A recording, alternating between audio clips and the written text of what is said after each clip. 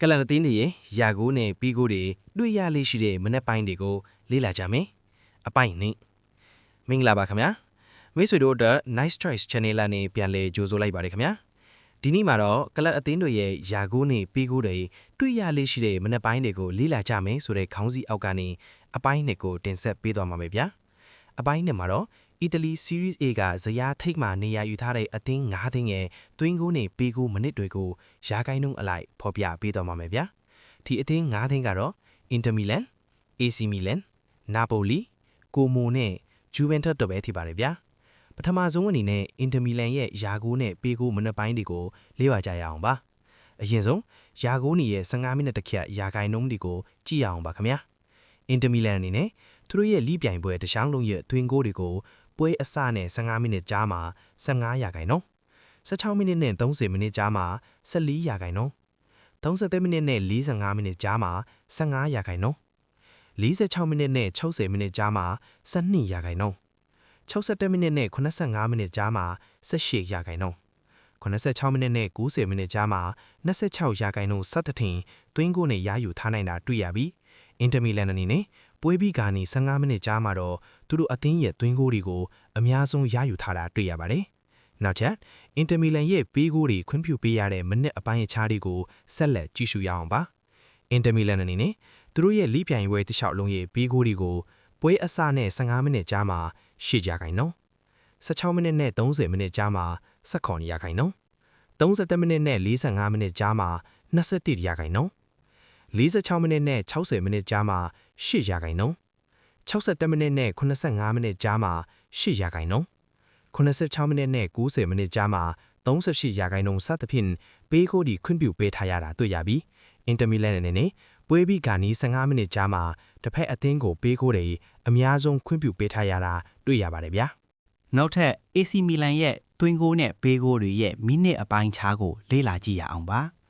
AC Milan အနေနဲ့သူတို့ရဲ့လီပလန်ကွဲတစ်ချောင်းလုံးရဲ့သွင်းကိုတွေဟိုပွဲအဆက်နဲ့15မိနစ်ကြားမှာ9ရာခိုင်နှုန်း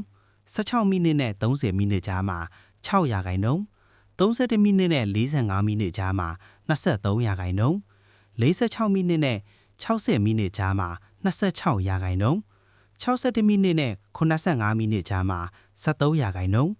86မိနစ်နဲ့90မိနစ်ကြားမှာ23ရာခိုင်နှုန်းစသဖြင့်သွင်းကိုးတီရယူထားနိုင်တာတွေ့ရပြီး AC Milan အနေနဲ့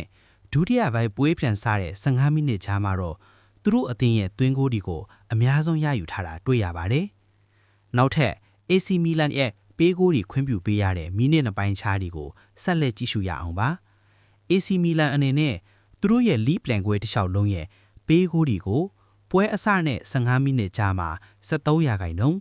16မိနစ်နဲ့30မိနစ်ကြားမှာ18ရာခိုင်နှုန်း31မိနစ်နဲ့45မိနစ်ကြားမှာ18ရာခိုင်နှုန်း46မိနစ်နဲ့60မိနစ်ကြားမှာ73ရာခိုင်နှုန်း61မိနစ်နဲ့85မိနစ်ကြားမှာ22ရာခိုင်နှုန်း86မိနစ်နဲ့90မိနစ်ကြားမှာ18ရာခိုင်နှုန်းစသဖြင့်ပေးကိုးဒီခွင့်ပြုပေးထားရတာတွေ့ရပြီး AC Milan အနေနဲ့61မိနစ်နဲ့85မိနစ်ကြားမှာတစ်ဖက်အသင်းကိုပေးကိုးဒီအများဆုံးခွင့်ပြုပေးထားရတာတွေ့ရပါတယ်ဗျာနောက်ထပ်နာပိုလီရဲ့သွင်းကိုနဲ့ပေးကိုးဒီရဲ့မိနစ်အပိုင်းခြားကိုလေ့လာကြည့်ရအောင်ပါနာပိုလီအနေနဲ့သူတို့ရဲ့လိပြိုင်ပွဲတစ်ချောင်းလုံးရဲ့သွင်းကိုတွေကိုပွဲအစနဲ့15မိနစ်ကြားမှာ22ရာခိုင်နှုန်း16မိနစ်နဲ့30မိနစ်ကြားမှာ73ရာခိုင်နှုန်း30မိနစ်နဲ့45မိနစ်ကြားမှာ19ရာခိုင်နှုန်း46မိနစ်နဲ့60မိနစ်ကြားမှာ19ရာခိုင်နှုန်း60မိနစ်နဲ့85မိနစ်ကြားမှာ73ရာခိုင်နှုန်း86မိနစ်နဲ့90မိနစ်ကြားမှာ19ရာခိုင်နှုန်းစသဖြင့်သွင်းကိုးတွေရယူထားနိုင်တာတွေ့ရပြီးနာပိုလီအနေနဲ့ပထမပိုင်းထက်စာရင်ဒုတိယပိုင်းမှာတစ်ထက်အသင်းကိုပေးကိုးတွေအများဆုံးခွင့်ပြုပေးထားတာတွေ့ရပါတယ်။နောက်ထပ်နာပိုလီရဲ့ပေးကိုးတွေခွင့်ပြုပေးရတဲ့မိနစ်အပိုင်းခြားတွေကိုဆက်လက်ကြည့်ရှုရအောင်ပါ။နာပိုလီအနေနဲ့သူတို့ရဲ့လိပလန်ပွဲတစ်လျှောက်လုံးရဲ့ပေးကိုးတွေကိုပွဲအစနဲ့15မိနစ်ကြားမှာ19ရာခိုင်နှုန်း16မိနစ်နဲ့30မိနစ်ကြားမှာ10ရာခိုင်နှုန်း 30မိနစ်နဲ့45မိနစ်ကြားမှာ10ရာခိုင်နှုန်း46မိနစ်နဲ့60မိနစ်ကြားမှာ23ရာခိုင်နှုန်း60မိနစ်နဲ့85မိနစ်ကြားမှာ20ရာခိုင်နှုန်း86မိနစ်နဲ့90မိနစ်ကြားမှာ20ရာခိုင်နှုန်းစသဖြင့်ပေးကိုတွေခွင့်ပြုပေးထားရတာတွေ့ရပြီး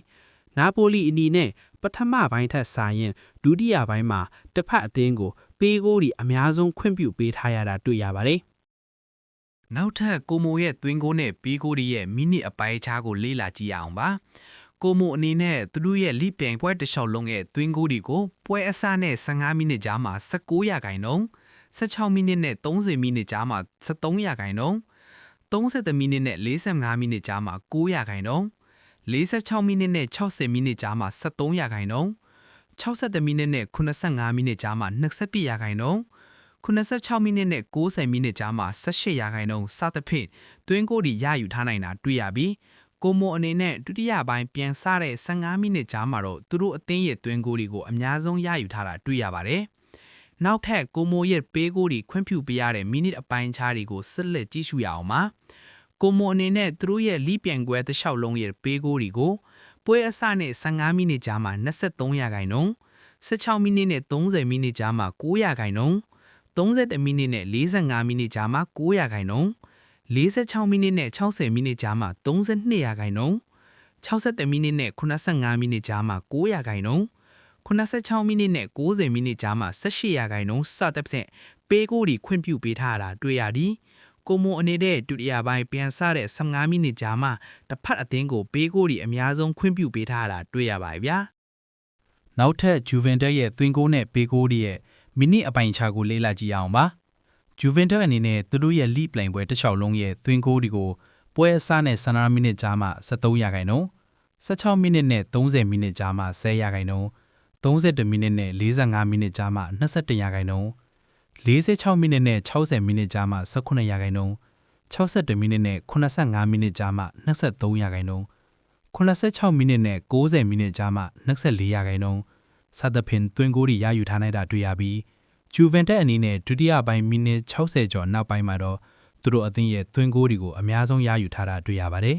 ။နောက်ထပ်ဂျူဗင်တက်ရဲ့ပေးကိုတွေခွင့်ပြုပေးရတဲ့မိနစ်အပိုင်းခြားတွေကိုဆက်လက်ကြည့်ရှုရအောင်ပါ။ဂျူဗင်တက်အနေနဲ့သူတို့ရဲ့လိပြိုင်ပွဲတစ်လျှောက်လုံးရဲ့ပေးကိုတွေကိုပွဲအစနဲ့15မိနစ်ကြားမှာ14ရာခိုင်နှုန်း16မိနစ်နဲ့30မိနစ်ကြားမှာ10ရာခိုင်နှုန်း32မိနစ်နဲ့45မိနစ်ကြားမှာ21ရာခိုင်နှုန်း46မိနစ်နဲ့60မိနစ်ကြားမှာ18ရာခိုင်နှုန်း62မိနစ်နဲ့85မိနစ်ကြားမှာ18ရာခိုင်နှုန်း86မိနစ်နဲ့90မိနစ်ကြားမှာ21ရာခိုင်နှုန်းစသဖြင့်ပေးကိုတွေခွင့်ပြုပေးထားရတာတွေ့ရပြီးဂျူဗင်တက်အနေနဲ့ပထမပိုင်းနဲ့ဒုတိယပိုင်းပြီးကနေ15မိနစ်ကြားမှာတစ်ဖက်အသင်းကိုပေးကိုတွေအများဆုံးခွင့်ပြုပေးထားရတာတွေ့ရပါတယ်ဗျာ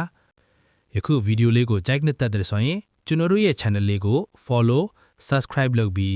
like and share လေးနဲ့ပြန်လည်ကူညီပေးသွားခဲ့ကြပါအောင်လို့တောင်းဆိုပါလေဗျာနောက်ထပ်အပိုင်းတွေမှာပြန်တွေ့ကြတာပေါ့ see you guys